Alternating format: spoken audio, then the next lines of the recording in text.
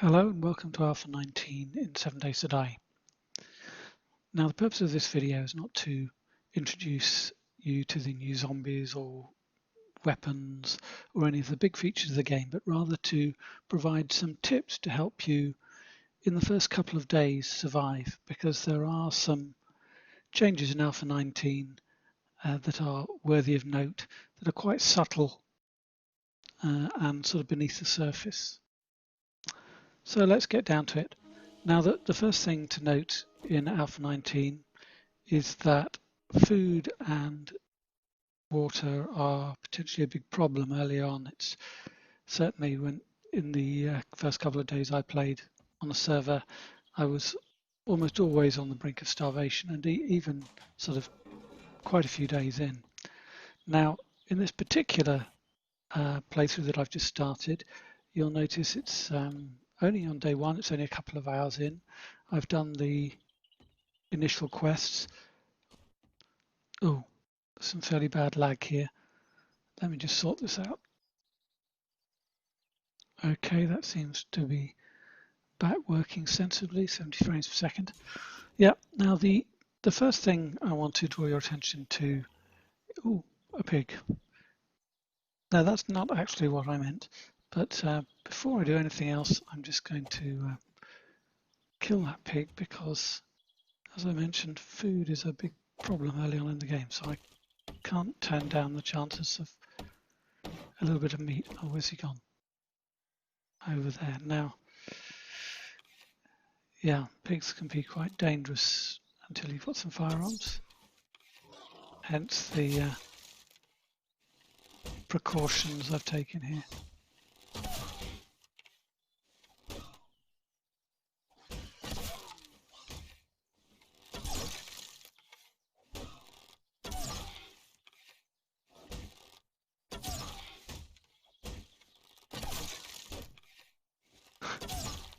Nearly all of my arrows going in one pig. Never mind, anyway, that's some meat. I don't have a bone shiv, I don't think, yet. Let's have a look. No. Okay, well, first thing to do is make one of those. 5 bones. 5 bones, there we go.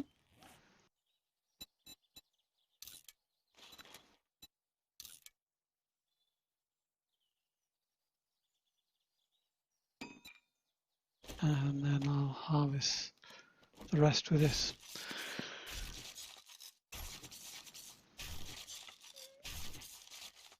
As I said, any chance you have of finding some food, don't turn it down early on in the game.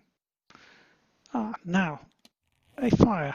Now this is going to illustrate something else. You'll notice that even the raw meat there has a dysentery chance of 12% and relatively low food. But notice the fat here doesn't have a chance of dysentery, but does cause a drop in health. So at a push early game, if you're starving and you don't have access to a cooking pot or a fire, you can actually use fat there, particularly if you've invested a point in the health regeneration skill. Now I'm just going to go into debug mode here in order to show you a few other things about foodstuffs that you may want to use early on in the game and changes since Alpha 19. Now, the first thing to note here is that a lot of the raw foodstuffs, other than the raw meat and rotting flesh and things you saw there, actually now, that's quite a late game item, so we'll ignore that for a minute. But if we look at the corn here, you'll notice again the raw corn doesn't have a dysentery effect. So you can, if you find a cornfield, grab some corn and safely eat it, even if you don't have means to cook it. But if you do cook it, it roughly doubles the benefit in terms of food and health. And also, as with most home-cooked foods, it provides a 10 stamina bonus, which lasts, I think, about 7 minutes. So early game, when you're running around a lot, that's actually quite valuable. But it's worth noting this doesn't stack, so you can use that. You see here, I get a stamina bonus for 7 minutes. My max stamina has gone up from 100 to 110. So that's worth taking advantage of. If you've got a few of these items that you've cooked, then set them aside in your health bar for times when you're going to need some extra stamina. It doesn't stack, so don't just pile them all in if you've got other foods that you can eat to refill your food bar. But you know, it's worth having one or two of those in for when you need extra health. Now looking at eggs, you notice again that's actually quite decent. 5.2 is as good as some canned foods, some of the poorer canned foods. So if you just find eggs and you still don't have a cooking pot or any means to cook it, because of course cooking a boiled egg requires water as well, then you know raw eggs, that's a last resort form of food that you can use without risk now, whereas in Alpha 18 you had risk of food poisoning from it. You'll note though that the boiled eggs obviously have a much better food benefit, and also of course bacon and eggs when you reach that point. No, I can't get rid of like that, so I'll just throw that out here. So that's the first thing to say is don't be afraid to use some of the raw food stuff, even things like raw potatoes and baked potatoes. Now, raw potatoes, the baked potatoes don't actually require a cooking pot anymore. You can just cook them direct in the fire here. You'll notice, see, I can then just cook a baked potato and off I go. So if you find some potatoes, around one of the houses and whatever, even before you started farming, you can turn those into what's a passable food for one, not great on improving your health, but a little decent bit to your food. And again, this 10 max stamina boots. So pack 4 or 5 baked potatoes, and at critical points when you're running between the trader or between jobs or whatever, you can give yourself a stamina boost to help along there. The other thing, water, you no longer, in order to boil murky water, you no longer need a cooking pot.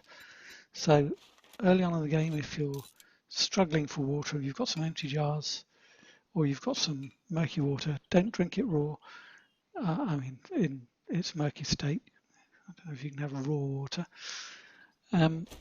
You can cook it, you can boil it on the fire without a cooking pot. The only issue is it takes 4 times as long, so it takes I think 36 seconds instead of 9 seconds per jar of water. So that's a worthwhile tip to know. As say, water is again something you're going to be continually struggling for early on in the game. Now the other thing I just want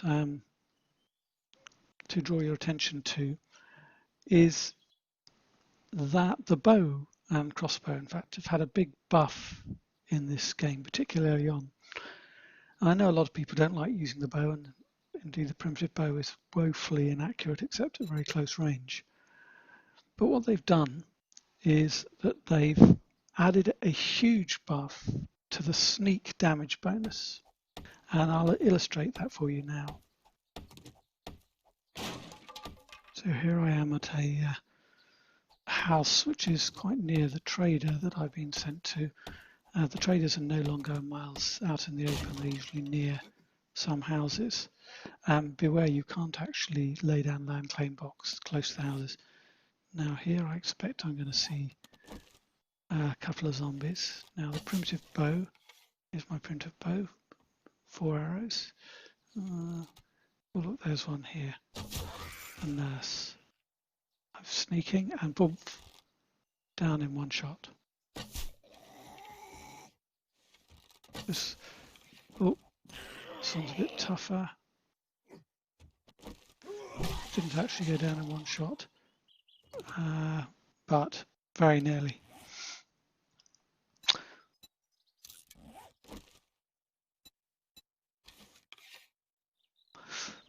So why is this? Why have we got such?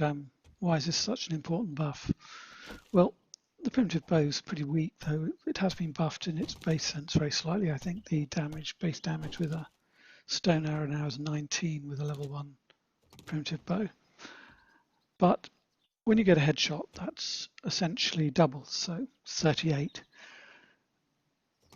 When you do a sneak, normally you would get 150% of that, plus 150%. So add another, well, what's it going to be? What's 150% of 38? 57. So add another 57 on top of your base damage. Now that's good. It's giving you quite a decent chunk of damage. But pretty well every zombie, in fact I think every zombie has more than that in terms of hit points. However, with Alpha 19, for bows and crossbows, they've increased that sneak damage by a further 200%.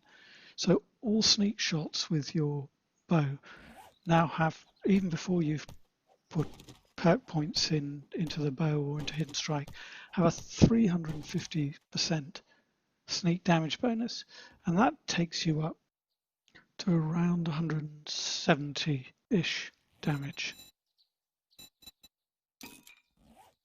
So early on, you can, if you're careful, you can pretty well clear a POI just with the bow without really getting in too much danger. And that does significantly change the benefit of using the bow and of sneaking early game especially. Anyway, enough said on that. One final thing I would say to be aware of is on servers you need to be a bit wary at the moment of spears with their new sprites. They do seem to be causing lag problems if you're playing on a server. Doesn't seem to be too bad if you're playing single player, but if you're playing on a server with other people, probably best avoid the spear, assuming you like spears anyway. Now, in terms of early perk points, I spent my first 4, one on Lucky Looter, one on Iron Gut, probably not one you would have necessarily spent points on before, but just reducing your food consumption is pretty important in this alpha early on in the game. One on Healing Factor, and the final one on Master Chef. Now that's very different from the way I would have played it, Alpha 18, but being able to cook your own food, boil those eggs, make boiled meat if you've managed to get some meat, sweet corn, things like that.